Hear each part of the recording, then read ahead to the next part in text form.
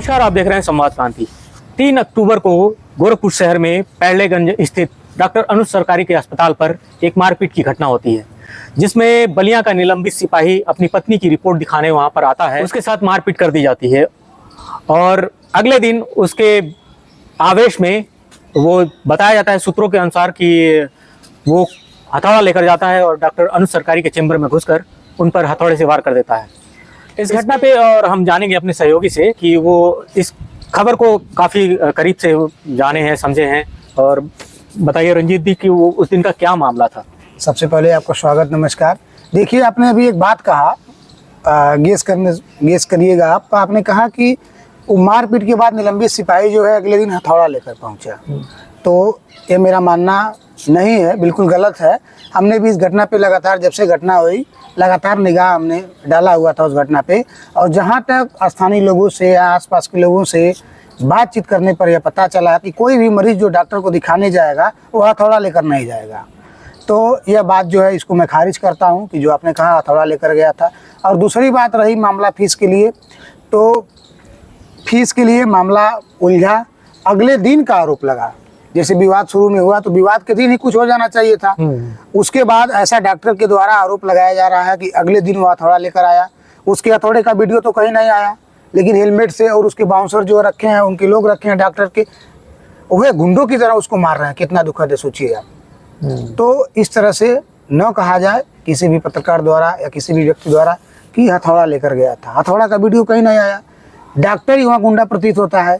तो इसमें मेरा स्पष्ट राय है कि कहीं ना कहीं ये सिपाही इसमें जो है डॉक्टर की इतना गुंडा ही नहीं किया है। क्या अनुज सरकारी के अस्पताल में हम तो और पहले से भी उनकी खबरें देखते हुए आ रहे हैं कि वहाँ पे उनके वो हमेशा अभद्र तरीके से व्यवहार करते हैं मरीजों और उनके तीमारदारों के साथ। क्या ऐसा हमेशा रहा है क्या? आप अनुज सरकारी की बात छोड़िए, गोरखपुर में कहीं भी आप डॉक्टरों की बात करिए, पूरे एक छोर से उस छोर तक, मेडिकल से लेकर बेतिहाता तक या तारामंडल के किसी भी क्षेत्र तक, आए दिनों आपको ऐसी घटना मिलेगी जहाँ मरीजों ने, यही मेडिकल में देखिए डॉक्टर मिल के मारते हैं लात घूंसों से मरीजों को, या किसी प्राइवेट सेक्टर में लाश नहीं देते हैं। तो डॉक्टरों ने क्रूरता करी है। हाँ, कोई डॉक्टर ऐसे हैं जो सेवा करते हैं, डॉक्टर भगवान के रूप में कुछ सेवा करते हैं, लेकिन क्रूरता करने वालों की भी कमी नहीं है। आज अनुज सरकारी का जो है निंदा सारे समाज में हो रहा है, सारे क्षेत्र में। हाल ही में देखिए जो है स्थानीय स्नातक निर्वाचन क्षेत्र के जो है देवेंद्र प्रताप सिंह जी MLC हैं, वो धरने पर बैठे हुए हैं उसके खिलाफ। इसके पहले उन्होंने ED को पत्र लिखा कि उसकी अवैध संपत्तियों की जांच हो। बताइए डॉक्टर जो है कितनी अवैध कमाई कर रहे हैं, उस पर उन्होंने जांच के लिए ED को पत्र लिखा है कि अनुज सरकारी के जितने जो प्रॉपर्टी हैं सभी की जांच की जाए। अभी जांच हो जाएगा, सामने आ जाएगा। तो गुंडाई बहुत व्यापक स्तर पर। अब आप हड़ताल करेंगे, धमकी दे रहे हैं। एक अकेले इतने लोग मिल के मारे, उल्टे आप FIR करा दिए उसके ऊपर। कोई उसकी पत्नी दौड़ रही है, कोई FIR नहीं हो रहा। क्यों नहीं हो रहा भाई? उसका भी FIR हो। मारपीट में तो अक्सर होता है कि दोनों पर FIR हो। अब डर रहे हैं कहीं ना कहीं, FIR नहीं हो रहा। पुलिस क्यों नहीं FIR कर रही है? यह जो है संदेहास्पद है। FIR दोनों तरफ से हो, जांच हो, सब सामने आ जाएगा। ये जो सरकारी डॉक्टर होते हैं, जैसे BRD मेडिकल कॉलेज हो या फिर अन्य सरकारी मेडिकल संस्थानों के डॉक्टर होते हैं, वो प्राइवेट में भी अपनी सेवा देते हैं। सरकार इस पर दबाव क्यों नहीं डाल रही कि भाई वो अलग सेवा ना दें और सरकारी तंत्र में ही अपना सेवा दें? अभी हाल ही के दिनों में, मुझे पूरा घटना याद नहीं आ रहा है, एक डॉक्टर, कोई चौरसिया डॉक्टर थे, उनके ऊपर 10 लाख या जो भी रकम हो, एग्जिट नहीं मालूम है, उनका जुर्माना लगा है। तो एक डॉक्टर पर जुर्माना लगा। सरकार ये नहीं कहती है कि आप प्राइवेट प्रैक्टिस करिए। सरकार का तो स्पष्ट कहना है कि आप प्राइवेट प्रैक्टिस नहीं कर सकते सरकारी सेवा के दौरान में हो तो। लेकिन डॉक्टर चोरी छुपे करते हैं, सारी चीज़ें जानते हैं, शासन में बैठे लोग जानते हैं। हो सकता है चंदा पहुँच रहा, क्या पहुँच रहा, सारे CMO से लेकर सब लोग जानते हैं। घटना भी होती है, नाम आता है, लेकिन क्यों? कार्रवाई सिर्फ कफील खान पे होगी।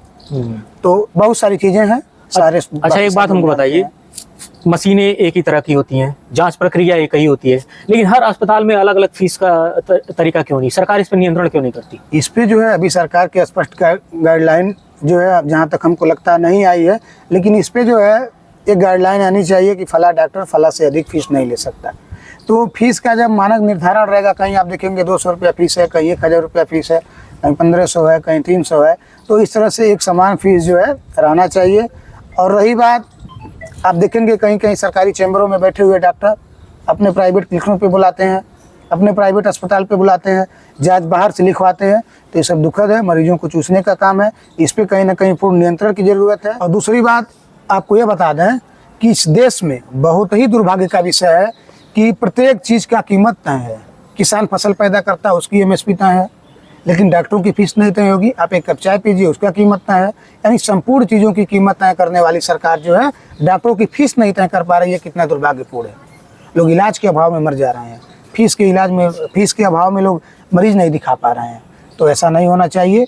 इस पे जो है पूर्ण रूप से लगाम लगते हुए एक समान नीति बना के सभी डॉक्टरों की फीस निर्धारण की प्रक्रिया सरकार को तय करनी चाहिए, जिससे सबको सुगमता हो। ये अनुज सरकारी और सिपाही पंकज कुमार के मामले में आप क्या चाहेंगे कि क्या न्याय संगत?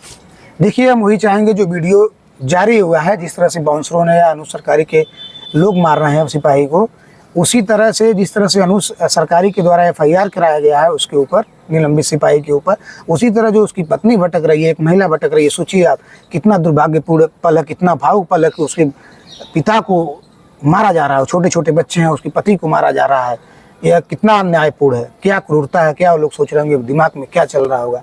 लोग भोजन नहीं कर पा रहे होंगे, सो नहीं पा रहे होंगे, दूसरे लोग जो देख रहे हैं कह रहे यार कितना क्रूरता है। तो उसकी पत्नी जो चाह रही है उसका भी एफआईआर हो, भाई पुलिस जांच करेगी, जांच का मामला कोर्ट फैसला देगा, लेकिन तत्काल के लिए उसकी पत्नी की तरफ से भी एफआईआर हो, चूँकि जो है मामला शांत हो जाए।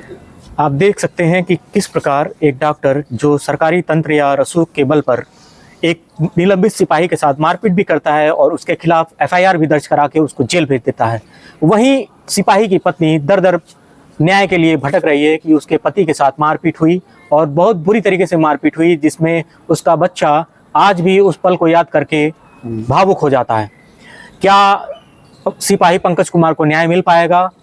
जानने के लिए बने रहिए हमारे साथ। आप देख रहे थे संवाद क्रांति, कैमरा पर्सन अनुराग के साथ मैं अरुण राय।